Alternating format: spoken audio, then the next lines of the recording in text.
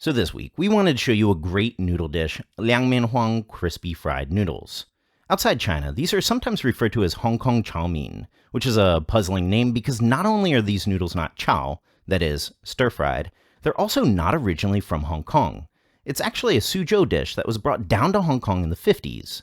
So in addition to the classic Hong Kong style, we also wanted to show you how to make a Suzhou variety. But regardless, to get started with your crispy fried noodles, you'll need noodles. This was 70 grams of miswa noodles, but you can really use any noodles you got handy. Thin egg noodles, wonton noodles, or whatever, even angel hair pasta. So boil your noodles and cook them until right past al dente. For this kind of miswa noodles, for us this was about 45 seconds. Now cool them in front of a fan by gently pulling the noodles upward. After about 2 minutes of pulling, they should be cool to the touch, so form it into a rough circular shape, and these are good to cook. Now, there's two ways to do this. At restaurants, they'll usually opt for what's called yinghuang, which calls for a quick deep fry.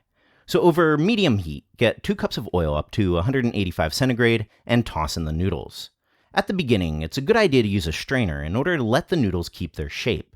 When much of the bubbling subsided, after about a minute, flip and toss the noodles in. At this point, the oil will be a good bit cooler. Just shape the noodles a bit with your chopsticks to make sure it's a nice even circle. After about 2 minutes, flip and up the flame to high. After roughly another 2 minutes, the oil should be back to about 180 centigrade, so take it out and transfer over to a paper towel lined plate, and you've got some yinghuang. Second method, which might end up being a bit more convenient to do at home, making ranhuang. As always, first, lang yao. Get your wok piping hot, shut off the heat, add in the oil, here about 3 tablespoons, and give it a swirl to get a nice nonstick surface. Heat on medium now, toss in your noodles. Fry without touching it for 1 minute to let the noodles form.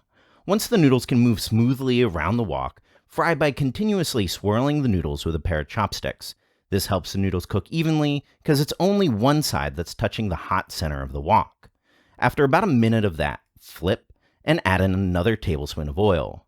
Do the same motion for 10 minutes, then flip.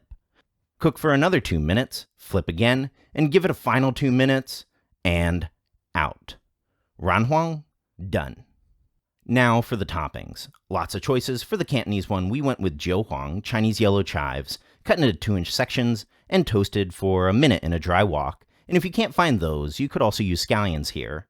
80 grams pork loin, first cut into sheets, then slivers, and marinated with an 1/8 teaspoon salt, 1/4 teaspoon sugar, 1/4 teaspoon cornstarch, 1/8 teaspoon light soy sauce, 1/4 teaspoon liaojiu, a.k.a. Shaoxing wine, mixed well, then coated in a 1/4 teaspoon oil, and some dried and reconstituted shiitake mushrooms.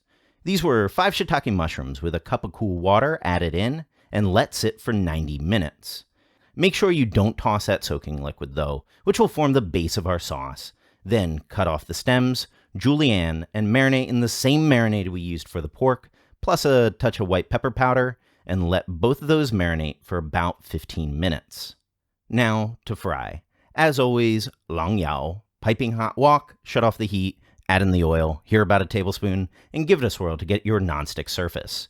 Heat on medium-high now. Toss in the pork slivers. Fry, separating the pork slivers with your spatula, and after about a minute, toss in the shiitake mushrooms. Brief 15-second fry, then swirl in a 1/2 tablespoon liaojiu wine around the wok to let it sizzle away. Continue to stir fry for another 30 seconds, then toss in the mushroom soaking liquid. Season with a 1/4 teaspoon salt, 1 teaspoon sugar, 1/2 teaspoon light soy sauce, 1/2 teaspoon dark soy sauce for color, and a tablespoon of oyster sauce. Once it's at a boil, toss in your jiuhuang yellow chives or scallions and a slurry of a tablespoon cornstarch together with 3 tablespoons of water. Mix for about 15 seconds till thickened, heat off, and out. Now, for the Suzhou version, we went with 50 grams pork loin, marinated in the same exact marinade we did for the Cantonese one, and 100 grams of river shrimp. Because the river shrimp we get here are a good bit bigger than what they have in Suzhou, we first cut them into 1 centimeter pieces, then marinated with an 1/8 teaspoon salt, 1/4 teaspoon sugar, 1 teaspoon cornstarch, and a 1/4 teaspoon white pepper powder. Quick note that in Suzhou, they often opt for adding egg white here and then prepping the shrimp with a quick deep fry. We didn't go that route. Please excuse our laziness. Frying this is extremely similar to the other style. Quick long yao and toss in the pork over medium-high heat. Fry for about a minute, then go in with the shrimp. Fry for a quick 15 seconds, then toss in some stock. This was actually a cup of water mixed with a teaspoon stock concentrate. In an ideal world, you'd obviously want some nice quality homemade stock instead. Season with a quarter teaspoon salt, a half teaspoon sugar, and once it's up to a boil, toss in that slurry of a tablespoon cornstarch mixed with 3 tablespoons water. Let it thicken for about 15 seconds, heat off, and out. Regardless which style you end up going with, Yinhuang or Ranhuang, Suzhou or Hong Kong, spoon the topping over while it's still hot. And you've got some Liangmianhuang, an absolutely awesome noodle dish that's spread around the world for a reason. So for the Suzhou style, there are a million toppings there. One of the very popular ones is river eel.